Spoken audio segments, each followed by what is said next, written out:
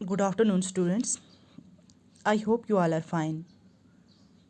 Dear students, from class 10th English textbook, I have selected a poem, and the name of the poem is Speak Up.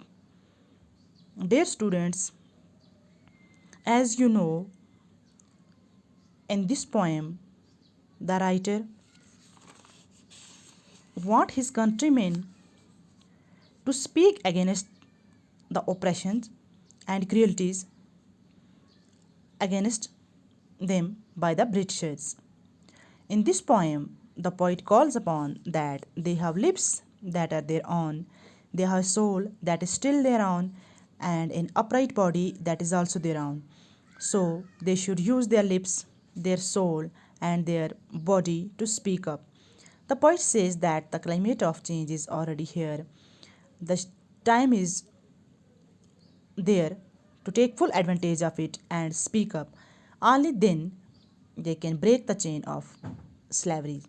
Otherwise, the time will run and they will have to repent for that. The body and the mind will fade away and they will lose all the power to act. So, they should speak up and say whatever they want to say. तो dear students, जैसे कि मैंने आपको पहले भी बताया कि इस नज़म में ये जो नज़म है 1941 की से पहले भी मतलब लिखी हुई है। तब भारत जो था किसके मातहत था? अंग्रेज़ हुक्मरान थे जो बहुत ज़ालिम थे। वो उनको आवाज़ नहीं उठाने देते थे, जुल्म के ख़िलाफ़ कोई भी आवाज़ उठाने वाला नहीं था। इसीलिए शायर जो है इस पोएम में, इस नज़म में अपने ये जो कंट्री के आदमी हैं इनको सिर्फ यही पैगाम देना चाहता है कि वो उठें, वो अब हिम्मत ना हारें, वो अपने आप में वो जज्बात पैदा करें ताकि उनमें एक बोलने वाले होंठ भी हैं, एक रूह भी है और उनकी एक इंसानों वाली बॉडी भी है, जिस्म भी है। वो अपने होंठों को खोलें, अपनी रूह का मर्दाना इस्तेमाल करें और खुल कर बोलें। अगर आज वो अपनी इस ताकत का इस्तेमाल नहीं करेंगे तो बाद में फिर उनको पछताना पड़ेगा और उनका तन मन दोनों मुरझा जाएंगे, अपनी ताकत को खो बैठेंगे और अपना मुंह अगर नहीं खोला तो फिर उसके बाद कोई फ़ायदा नहीं होगा। तो शायर इस नज़म में इन लोगों को यही पैगाम देना चाहता है। तो डियर स्टूडेंट्स, पोएम कंक्लूड करने के बाद हमने कल इसके क्वेश्चन नंबर 1, 2 एंड 3 क्वेश्चंस इसमें हमने डिस्कस किए। तो ये जो था इसका third question, how will the chains break, तो हमने इसका आंसर लिखा the chains will break if we, अगर मतलब ये है कि हम इस चेन को कैसे तोड़ेंगे। अगर हम में कॉरेज है, अब हमें इतनी हिम्मत हमें अपने आप में पैदा करनी है कि इस चेन को हम ब्रेक कर पाएँ। तो अगर हम एक साथ होकर आज आवाज़ नहीं उठाएंगे तो फिर हमें इसी हाल में जीना पड़ेगा। तो क्वेश्चन नंबर 4 है इसका, why does the poet urge the leader to speak up now. तो इसका आंसर हम लिखेंगे, there is a proper time for every action we should strike only when the iron is red hot.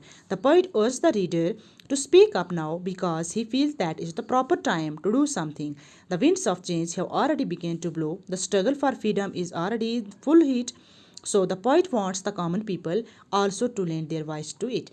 तो ये जो शायर है तो ये लोगों को बोल रहा है कि आप एक्शन लें, आपके पास ये सही टाइम है, प्रॉपर टाइम, मुनासिब वक्त है, आप स्ट्राइक करें।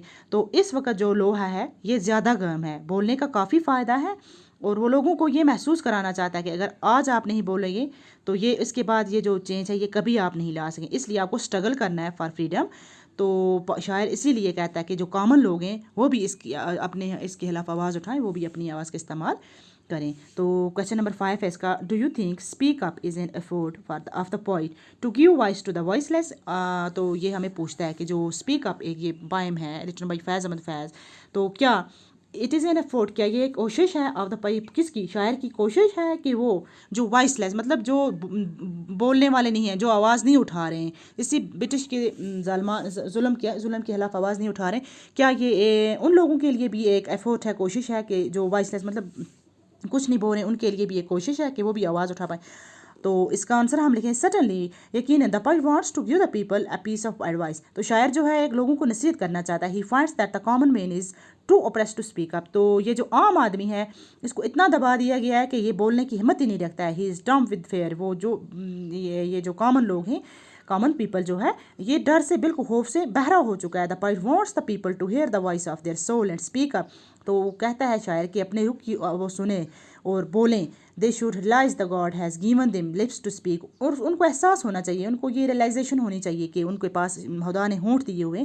سو they must speak up and say whatever they want to say. تو اس لیے وہ ان ہونٹوں کا استعمال کریں اور بولیں جو وہ بولنا چاہتے ہیں. تو I hope every body has got it. Thanks.